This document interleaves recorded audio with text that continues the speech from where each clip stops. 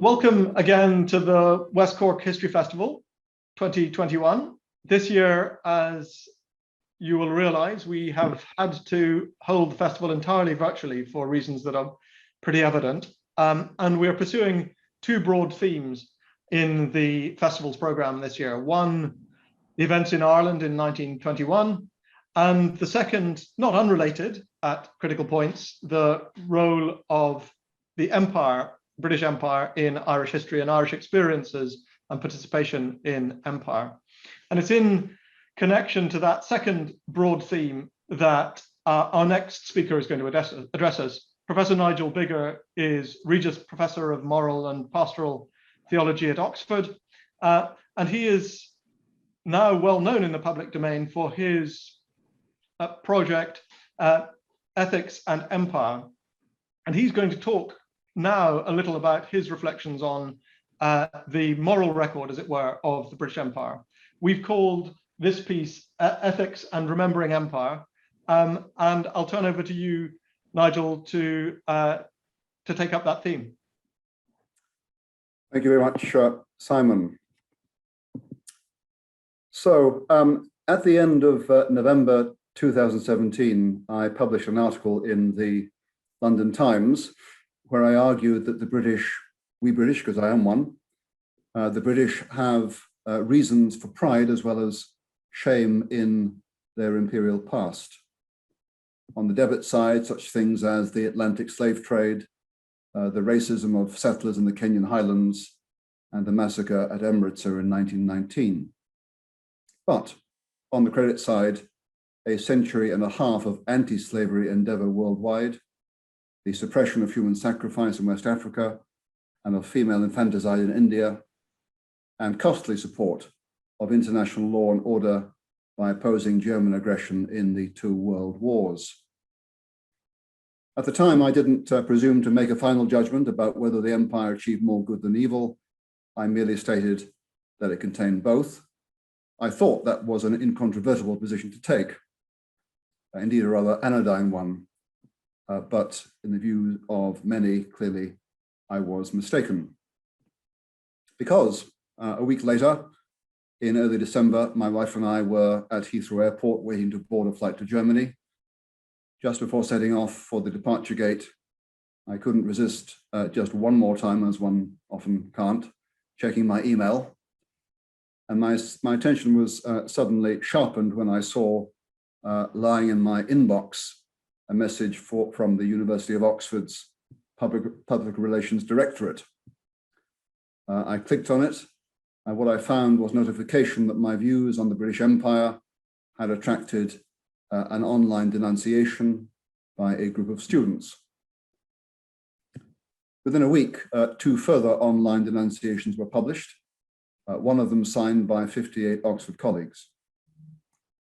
In their letter, my colleagues accused me of making, quote, an absurd balance sheet approach to assessing the British Empire. This perplexed me because, as I explained in a subsequent riposte I wrote and published in the London Times, I've long been skeptical of cost-benefit calculations. And that's because the goods and evils caused by human action are often of such different kinds that they can't be measured against one another. How much chalk is worth so much cheese? How much racism is worth so much immunization against disease? How many unjustly killed people are worth the blessings of imperially imposed peace? How much humanitarian anti-slavery would it take to make up for the evils of slavery? I think to ask these questions is straight away to expose their absurdity. Such varied goods and evils can't be sensibly reduced to a common currency and then weighed against each other so that we can conclude that one set contained more good than evil, or vice versa. So when my critics attributed to me a balance sheet approach, I was perplexed. Now, however, I think I understand better what they meant. Given that all kinds of human rule, human government, produce a mixture of good and evil, even the Nazis built autobahns in Germany, and the fascists made the trains run on time in Italy, does it follow, therefore, that the moral difference between them is only a matter of degree, and that we can't judge any one to be, all things considered, wrong? No, I think it doesn't imply that. We can discern central values or principles that were consistently expressed and concordant goals that were earnestly pursued and realized more or less. If these values, principles, and goals were gravely evil and immoral, we can then say that the rule of the government or the regime was systemically unjust. And if it wasn't systemically unjust, then we can say that it was systemically just, more or less. The most obvious candidate for a systemically unjust regime is, of course, that of the Nazis in Germany in the 1930s and 40s. Dominated by the mind of one man, its view of the world was violently racist, and its aggressive expansionist nationalism was unburdened by moral scruple. The death factories devoted to processing millions of Jews in the midst of the exigencies of war were not incidental to the regime. They expressed its resolute, crazed heart. The grave systemic injustice of the Nazi regime was such that no amount of autobahn building could possibly redeem it. That is why, I think, my critics accused me of an absurd balance sheet approach to assessing the British Empire morally, because as they see it, the empire was essentially racist, grossly violent, and culturally repressive, so much so that none of its benefits could possibly compensate. Just as the Nazi autobahns can't make up for Auschwitz, so British imperial bridges and railways in India can't make up for systemic racism and gross violence. But in order to make this argument, the anti-imperialists have to identify the empire plausibly with Nazism. Hence their claims of colonial genocide in 1820s Tasmania and 1890s Matabeleland, of cultural genocide in Canada's residential schools for Native Americans, of crimes against humanity in 1897 Benin, of concentration camps in South Africa in the 1900s and Kenya in the 1950s. That Cecil Rhodes was South Africa's Hitler, and most recently, that Winston Churchill was, and I quote, far worse than the Nazis. Moving in the same direction, if more subtly, are those historians who write of the racist, violent logic of British colonialism, implying that racist violence consistently characterized its central driving force. Now, my considered view is that not one of these attempts to stick the label Nazi onto the British Empire works. First of all, let's take the issue of racism. A very large fly in the ointment of the argument that the empire was essentially racist is the fact that it was the first major power in the history of the world to abolish the slave trade and slavery in the name of a Christian conviction of the fundamental equality of all human races under God. In the last quarter of the 18th century, anti-slavery sentiment flourished widely among English dissenters or nonconformists, especially the Quakers and the Methodist or evangelical wing of the Church of England. John Wesley, Anglican priest and founder of Methodism, prefaced his treatise Thoughts on Slavery, published in 1774, with a quotation of the 10th verse of the 4th chapter of the book of Genesis, which reads, "And the Lord said, What hast thou done? The voice of thy brother's blood crieth unto me from the ground." The context is Cain's murder of his brother Abel, and the implication is clear. African and Englishman, slave and master, are brothers, common children of the same God. This was the racially egalitarian view that triumphed in 1807 when the British Parliament voted to abolish the trade in slaves throughout the empire, and again in 1833 when it voted to abolish the institution of slavery altogether. What's more, from 1807 and throughout the second half of the existence of the empire until 1960s, it was committed to suppressing the trade and the institution across the world, from Brazil, across Africa, to India and Malaysia. In the 1820s and 30s, the Slave Trade Department was the largest unit in the British Foreign Office. At one point in mid-century, the Royal Navy was deploying over 13% of its total manpower in suppressing the trade in slaves between West Africa and the Americas. According to the economic historian David Eltis, the British spent almost as much suppressing the Atlantic trade in the 47 years from 1816 to 62 as they had earned in profits over the same length of time leading up to 1807. And according to the American international relations scholars Chaim Kaufman and Robert Pape, Britain's effort to suppress the Atlantic trade alone in 1807 to 67 was, and I quote, the most expensive example of costly international moral action recorded in modern history.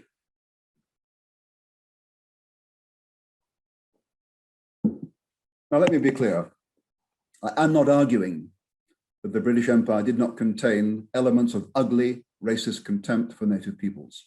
It certainly did, but more at the colonial periphery than at the imperial center, and more among settlers and planters than among colonial officials. Nonetheless, the worldwide suppression of slavery was a major policy of the imperial center, which was sustained for a century and a half and was premised on the principle of fundamental human equality.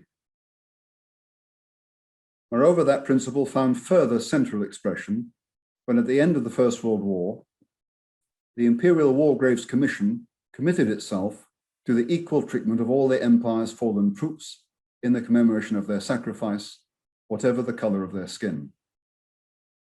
As Sir Frederick Kenyon wrote in his seminal 1918 report, War Graves, How the Cemeteries Abroad Will Be Designed, quote, no less honor should be paid to the last resting places of Indian and other non-Christian members of the empire than to those of our British soldiers. 8 years later, the Commission's founder, Sir Fabian Ware, reaffirmed this view, writing that all the soldiers of the empire should be treated alike. This principle was consistently realized in Europe, less consistently elsewhere, as can easily be confirmed by a visit to the Menin Gate at Ypres, where the names of Indians with no known grave join British ones in cascading down the walls, or to the cemetery at Noyelles-sur-Mer, where the burials of members of the Chinese Labor Corps are marked by individual headstones, just like those of British and Irish soldiers elsewhere.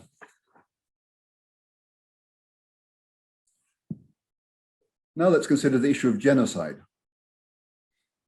My view is that we should reserve the word for referring to the intentional, lethal extermination of a whole people.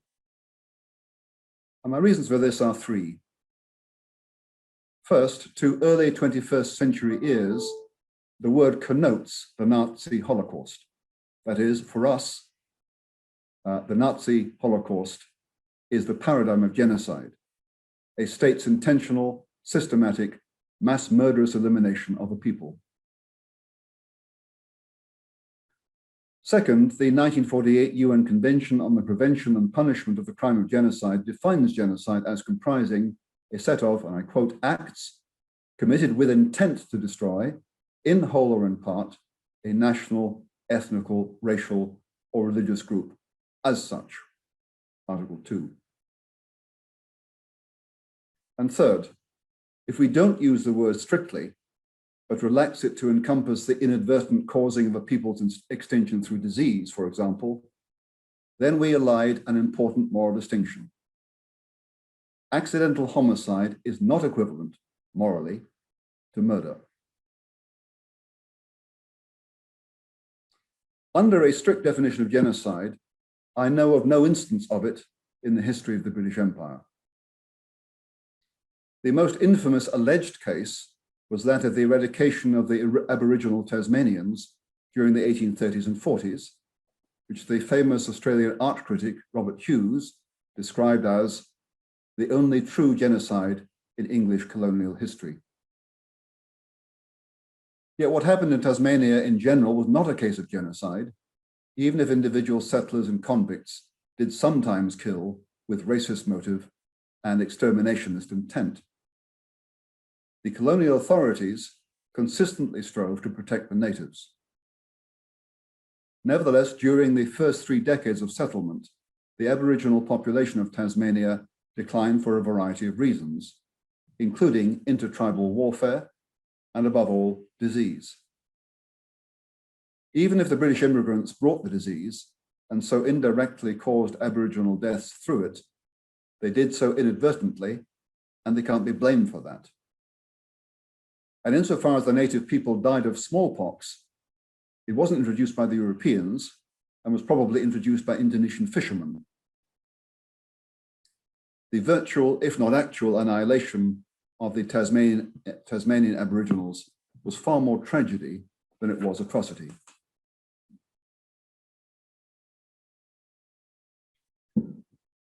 Third and finally, there is the matter of cultural repression.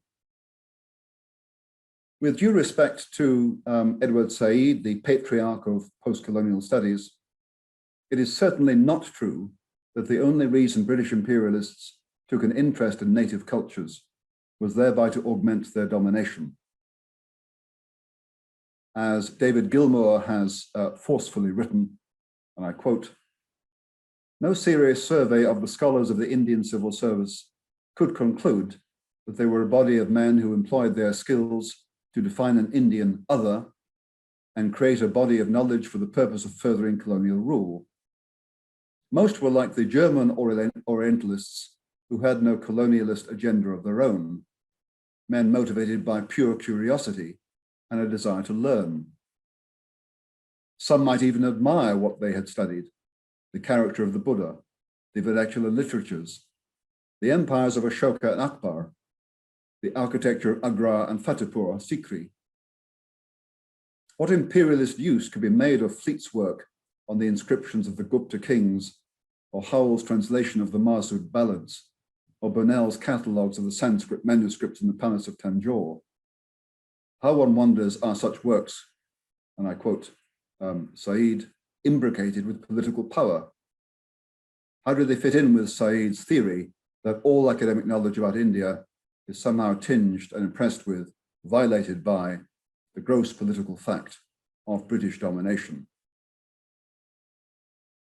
Indeed, far from dominating, according to Neeraj Chowdhury, the British Orientalists saved.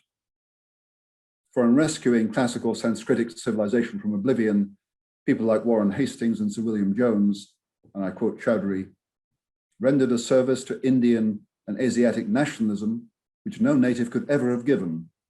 At one stroke, it put the Indian nationalist on a par with his English ruler. It gave him the material out of which to build the historical myth of a Hindu civilization that was superior to Europe's.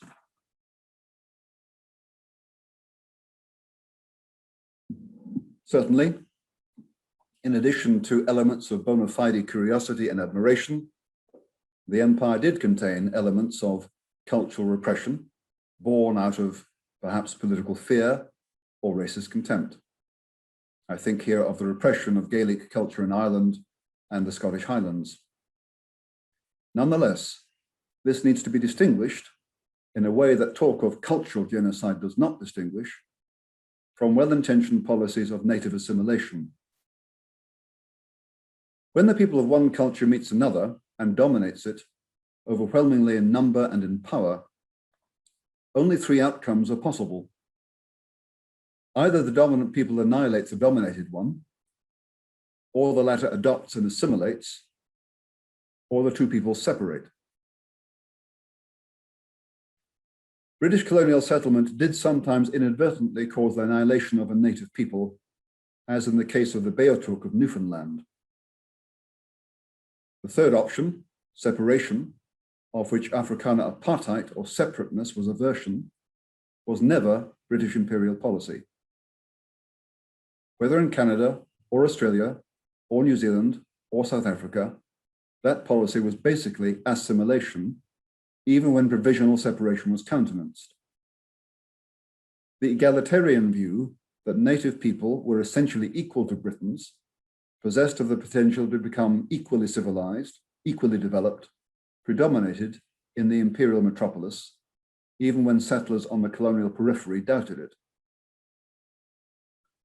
Policies of assimilation usually involve such things as the creation of land reserves, the provision of native schools, the conversion of collective ownership into private property, and the promotion of agriculture.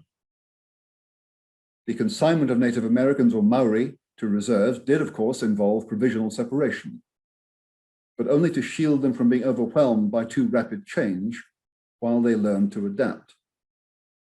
The goal of assimilation was the full integration of indigenous peoples into European society as equal citizens. Accordingly, in Cape Colony in Southern Africa, Black Africans were granted the vote on the same terms as whites as early as 1853.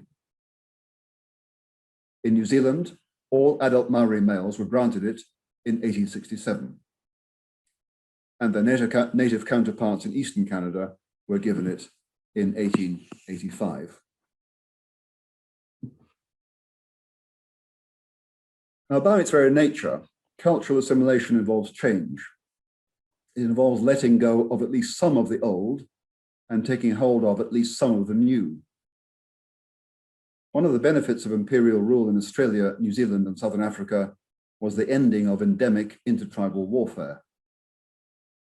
The ending of war is, of course, good, but it does entail the redundancy of warriors. Young Aboriginal, Maori, and Bantu men had to learn a new way of life because the old one was gone from them.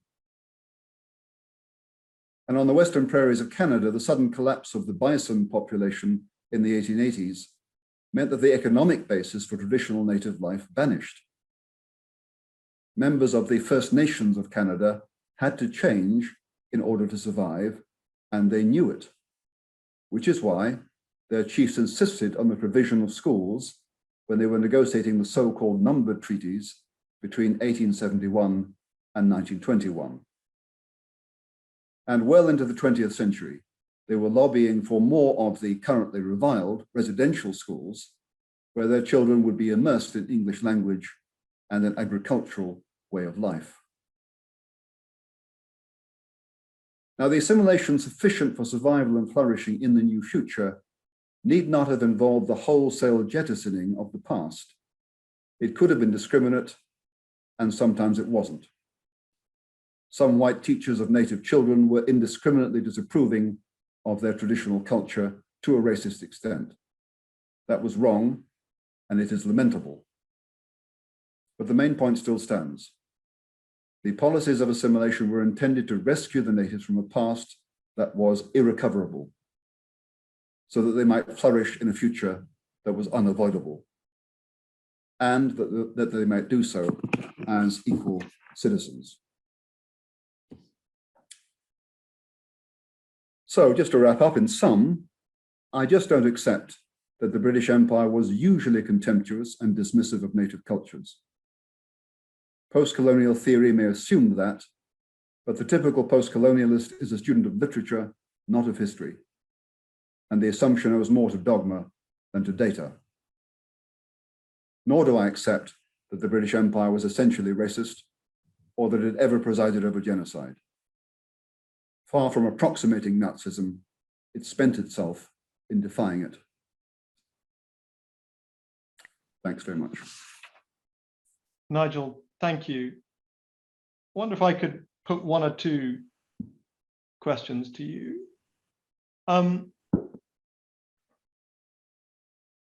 You make the point that there's a distinction between attitudes, racial attitudes, in the imperial metropole and amongst settlers on the periphery.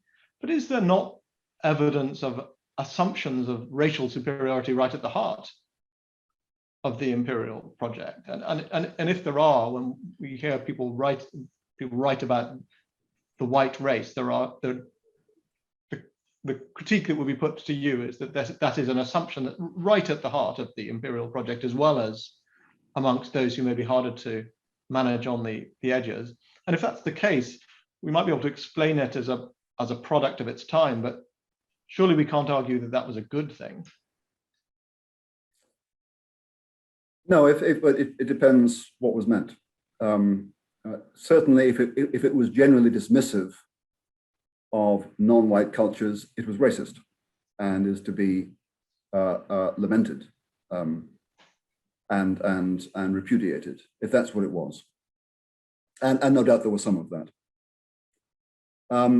But let's just stand back from that question for a moment and just remember certain facts here. I mean, in the period 1815 to 1914, roughly, maybe beyond 1914, Britons felt that they were on top of the world because they were, right? So a certain sense of what you would say, cultural ascendancy or superiority was based on reality. So when Cecil Rhodes pitches up on the coast of Natal in 1870 something and meets Bantu Africans for the first time, he represents a civilization that in terms of science, medicine, technology, military power, naval power, commerce, and if you approve of these things, liberal political institutions, what was superior to what he found among the Bantu Africans. And I think we have to be not be disingenuous about that. The gap in terms of development of these things that Britons and other Europeans found when they met Bantu Africans or Native Americans, or in particular Australian Aboriginals, not the Maori more sophisticated, and not Indians, actually. The gap was vast. And so simply in terms of let's say, technological and other kinds of development, there was a relationship of superior and inferior. Now, no doubt in the hearts of some Britons, that gave rise to a generally dismissive view of what wasn't civilized and British. But the general view was that, no, that these underdeveloped peoples, these relatively underdeveloped peoples, were not naturally uncivilized. They were equally capable, had equal potential to learn and adapt and grow and develop. And that view was challenged toward the end of the 1800s by what you might call scientific racism or biological racism, whereby certain peoples are reckoned to be forever by nature, by biology, condemned to be at the bottom of the heap. But the prevailing notion, which was a Christian one, was this wasn't so. And that's why you have attempts to educate and to enable indigenous peoples to adapt. So I myself think we need to be more honest and candid about notions of superiority and inferiority. There are times when those can become toxic and racist, but it doesn't necessarily result in a racist, a wholesale, indiscriminate racist contempt for and dismissal of different cultures. And thinking about that imbalance in power in industrial and technological development, is the economic record of the British Empire not a concerning one to you? I mean, if you think about famously the work of Amartya Sen on India's experience of the empire, is it not the case that the British Empire over the course of the Raj extorted and extracted from India far more than it contributed? And might that not in a way be a moral condemnation of the empire, of people with superior resource using it in a way that does systematically oppress and remove from the people of India resources that might otherwise have been theirs? I'm not an economist, so I depend on what I read.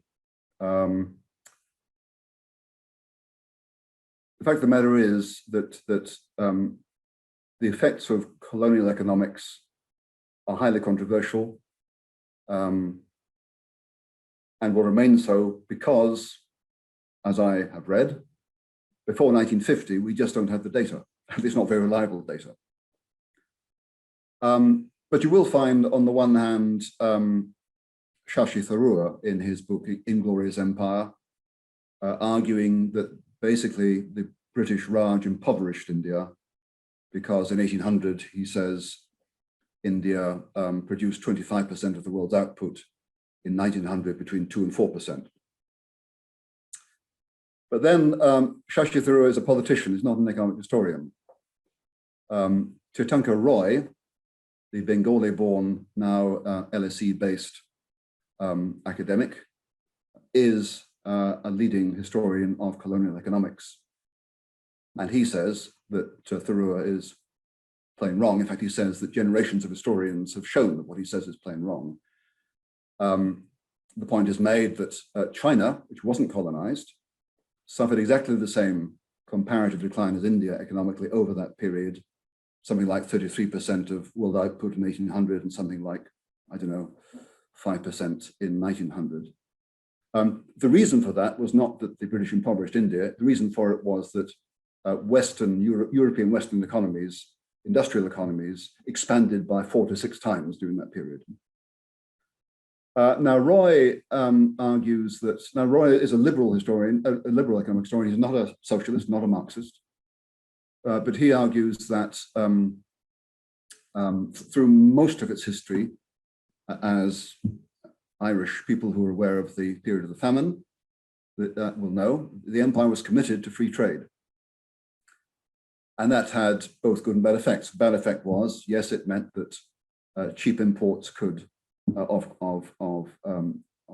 manufactured cloth could undercut traditional artisanal Indian industry, which it did. It didn't annihilate it, but it undercut it. But then Roy says the reverse of that was that you get Indian industrialists visiting England, visiting Manchester, looking at industrial processes, buying machinery, taking back expertise to India, building factories that then outcompete Manchester. And then he also argues that the British, the Pax Britannica, which provided some kind of policing of international relations in Asia, gave Indian merchants a capacity to trade with the likes of Hong Kong, that without that imperial imposed peace, they couldn't have done. So I think that the least that can be said, Simon, is that the jury is out on the question of whether the British impoverished India. And my own, if I have to choose between Shashi Tharoor and Tirthankar Roy, I'll go with Roy. And coming back to the broader account you provide of the British Empire, I mean, some people have suggested that part of the challenge is that you don't really concede there is a project, that you talk about individual actions, contingent actions and their reactions, individuals rather than a system. Is that true? Was there, in your judgment, such a thing as the British Imperial project? Well, I suppose toward the end of its history, when communications through telegraph cables became more instantaneous, it became more coherent. And of course, the organizing of the imperial military effort during World War II, and the British effort was an imperial one, without a doubt.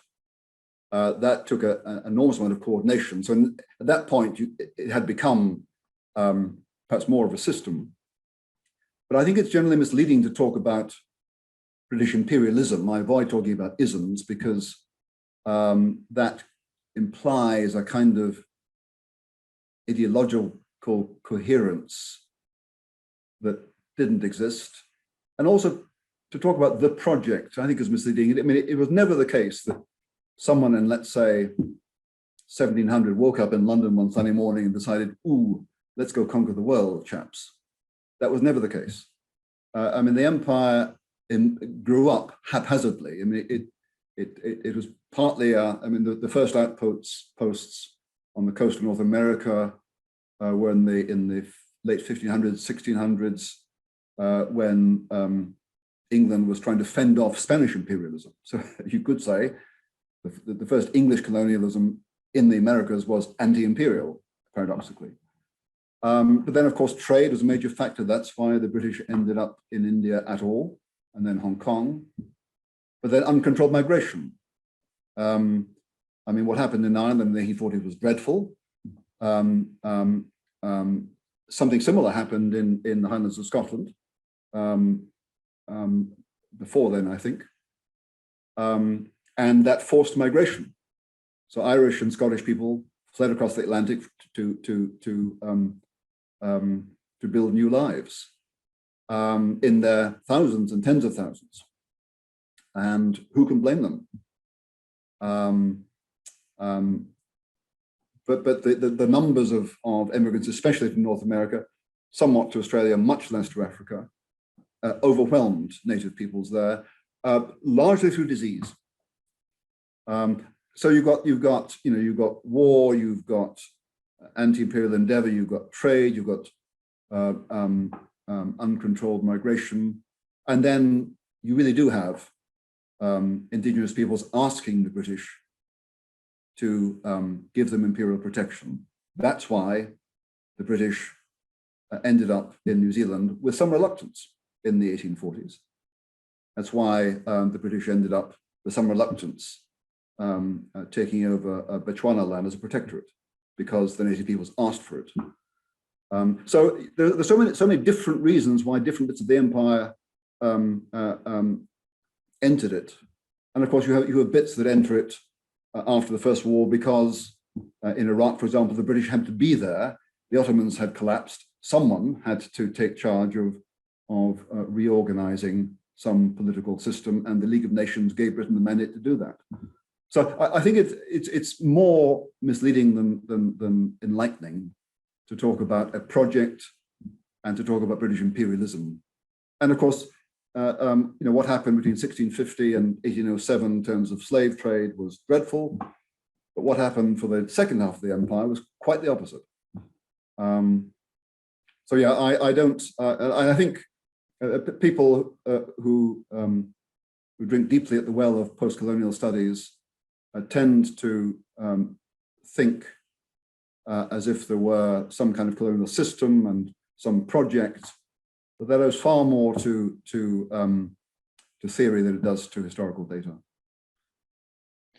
Nigel, thank you. We're coming to the end of the time that we have. I know there will be those who vigorously dispute some of what you've said, but thank you on behalf of our audience for sharing your view, your account with us. I know there will be much to follow up on, and there will be others, as I say, who will want to continue the debate and put different views. But thank you from us for being willing to participate in the virtual History Festival this year. Thank you very much for the opportunity, Simon. I'm really sorry that we're not in Cork, because I could then enjoy a vigorous exchange with other people attending the festival, but I'm glad for this opportunity, and I look forward to hearing what the reaction has been. Thank you. Okay.